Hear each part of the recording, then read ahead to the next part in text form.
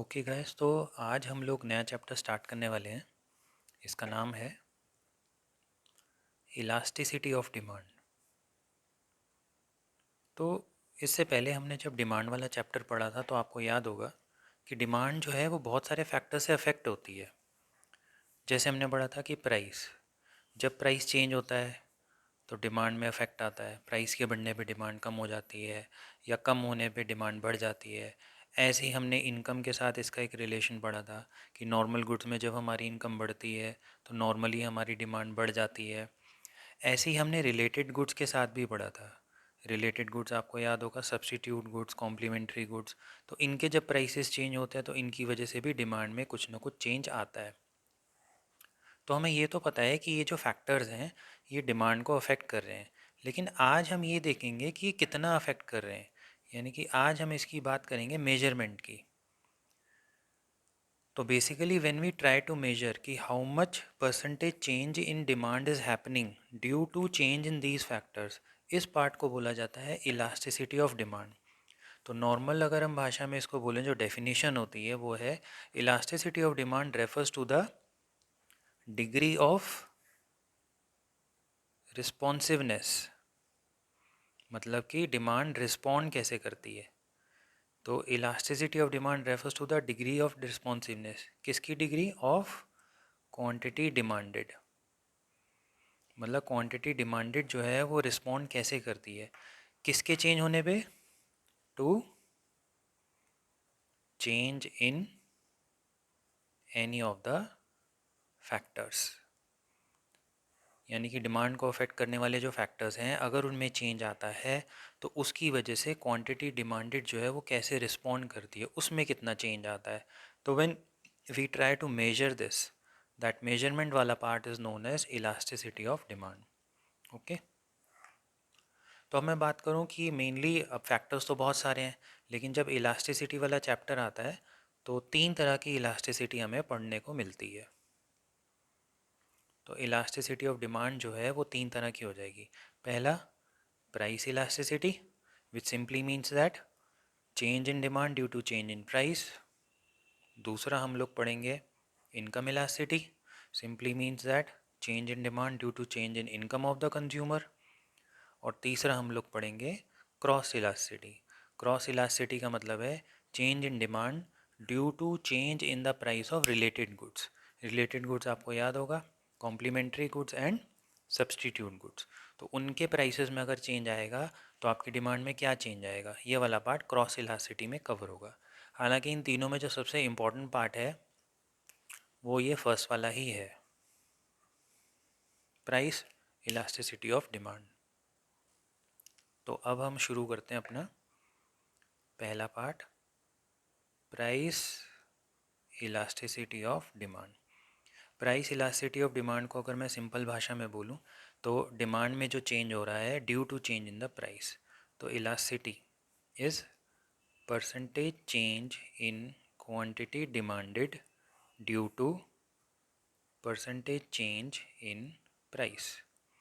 तो this simply means price elasticity की measurement. Okay, अब देखिए, अगर आपसे क्वेश्चन पूछा जाएगा कि टाइप्स ऑफ इलास्टिसिटी कितनी होती हैं तो वो तो तीन ही होती हैं, प्राइस, इनकम एंड क्रॉस। लेकिन अगर आपसे पूछा जाएगा कि प्राइस इलास्टिसिटी की डिग्रीज कितनी होती हैं तो डिग्रीज एक्चुअली उसकी होती हैं 5। तो अब हम देखते हैं कि वो 5 डिग्रीज हमें कैसे समझनी है।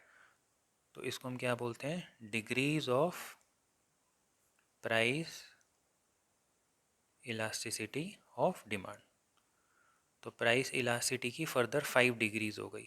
तो 3 हो गई टाइप्स और 5 हो गई डिग्रीज। ये डिग्रीज़ वाली वीडियो मैंने अलग से भी एक डाली हुई है, अगर आप खाली डिग्रीज देखना चाहते हो तो आप वहाँ से भी देख सकते हो। अदरवाइज़ हम इसको कंप्लीट चैप्टर में यहाँ कवर कर लेते हैं। सी, 1, 2, 3, 4 और एक हम नेक्स्ट पेज पे बना लेंगे अभी 5। एक एक करके इनको समझते हैं। सी, जब भी आप ग्राफ बनाते हो कंप्लीट बनाना है। 0 एक्स एक्सेस, वाई एक्सेस, यहाँ पे दिखेगी आपकी क्वांटिटी और यहाँ पे चलेगा आपका प्राइस। तो price, quantity, 0 X Y, price, quantity, price, quantity. और ये नेक्स्ट पेज में अभी आपको दिख जाएगा प्राइस क्वांटिटी। जब भी आपको प्राइस इलास्टिसिटी ऑफ डिमांड पढ़ना है तो हमेशा एक चीज़ अज्यूम कर लेना कि ये एक स्ट्रेट लाइन है, ये एक आदमी है, ये सोया हुआ है, ये इसका सर है और ये लेट सपोज इसके पैर हैं। मुझे क्या करना है, मुझे इसे 5 स्टेजेस में उठाना है, इसको जगाना है, सो रखा है बहुत गहरा। कहाँ से उठाना है? सिर की तरफ से इसको टिल्ट करते हुए उठाना है मुझे। ठीक है, तो अब देखते हैं 5 केसेस कैसे बनेंगे इसके। एक, थोड़ा सा उठेगा, अब इसको यहाँ से उठा रहा हूँ मैं, देखिए। 2, थोड़ा और जाग गया। 3, थोड़ा और उठेगा। 4, और एक लास्ट इसमें और आ जाएगा, वो आपका जब ये बिल्कुल जाग जाएगा, यानी कि ये 5। तो ये हमारे 5 केसेस यहाँ से तैयार हो जाएंगे। अब क्या करना है, अब इनके पॉइंट्स को प्राइस और क्वांटिटी पे मिला के देखते हैं। First case, look at the first case. Price is constant, आपकी क्वांटिटी जो है वो अपने आप चेंज होती जा रही है, कभी आगे जा रही है कभी पीछे जा रही है। तो जब प्राइस कांस्टेंट है और क्वांटिटी कंटिन्यूसली चेंज हो रही है, this is the case of perfectly elastic demand, जहाँ पे ई होता है इन्फिनिटी। इन्फिनिटी का मतलब इसे मेजर नहीं किया जा सकता। अब आप सेकंड केस देखो, कोई भी 2 पॉइंट मिलाओ। See, percentage change in quantity is more than percentage change in price. This is the case of elastic demand, यानी कि प्राइस में तो 5% का चेंज आया लगभग, लेकिन क्वांटिटी में ज़्यादा चेंज आ गया। तो इलास्टिक डिमांड क्या होती है? E is greater than 1। Third case में कोई भी 2 पॉइंट आप मिला के देखो, इसमें क्या होता है, देखिए लगभग लगभग आपको सेम चेंज देखने को मिलेगा। तो when the percentage change in quantity same as percentage change in price, this is the case of unitary elastic demand. Unitary elastic demand में ई क्या होता है? ई इज़ इक्वल टू 1, यानी कि इलास्टिसिटी का आंसर आपका 1 आएगा। फोर्थ केस देखो, कोई भी 2 पॉइंट मिलाओ, प्राइस और quantity, X axis Y axis पे टच करो। देखो, percentage change in quantity is less and percentage change in price is more, यानी कि क्वांटिटी में थोड़ा चेंज आया लेकिन प्राइस में ज़्यादा चेंज आया था। This is the case of inelastic demand where E is less than 1। अब ध्यान से समझना, इलास्टिक डिमांड का मतलब हुआ कि प्राइस में तो कम चेंज आया लेकिन क्वांटिटी में ज़्यादा चेंज आ गया, यानी कि थोड़े से चेंज पे ही लोग अपनी क्वांटिटी चेंज कर लेते हैं ज़्यादा। ये इलास्टिक डिमांड आपको ज़्यादातर देखने को मिलती है ड्यूरेबल गुड्स में, लग्जरी प्रोडक्ट्स में, जहाँ पे प्राइस थोड़ा सा चेंज होता है तो लोग अपनी क्वांटिटी एकदम से इंक्रीज़ या डिक्रीज़ कर लेते हैं। परफेक्टली इलास्टिक का फ़िलहाल कोई एग्जांपल है नहीं। यूनिटरी इलास्टिक भी आप नॉर्मल किसी भी चीज़ में ले सकते हो, लाइक अगर कोई प्रोडक्ट है, फूड है या क्लोथ्स है, तो उनमें हमारी डिमांड यूनिटरी इलास्टिक आप बोल सकते हो कि भाई प्राइस में 5% का फॉल आया, डिमांड में लगभग 5% का इंक्रीज़ आएगा। इन इलास्टिक डिमांड आपको ज़्यादातर देखने को मिलती है नेसेसिटी वाले प्रोडक्ट्स में, या ऐसे प्रोडक्ट्स जिनके बगैर आप बहुत लंबे समय तक टाइम नहीं निकाल सकते। फॉर एग्जांपल पेट्रोल, सॉल्ट या फूड, ये ऐसी चीज़ है। अब जैसे मान लीजिए उनमें ज़्यादा चेंज आता है, प्राइस में बहुत चेंज आ गया, लेकिन उसके बगैर हमारा गुजारा तो है नहीं, ख़रीदना तो पड़ेगा हमें। तो हम क्वांटिटी चेंज तो करेंगे लेकिन थोड़ी बहुत ही कर पाएंगे, because we actually need that product. और आखिरी वाला जो केस आता है वो था हमारा परफेक्टली इन इलास्टिक डिमांड। इसमें देखिए क्या हुआ, प्राइस तो चेंज हो रहा है लेकिन क्वांटिटी अपनी जगह पे कांस्टेंट ही है।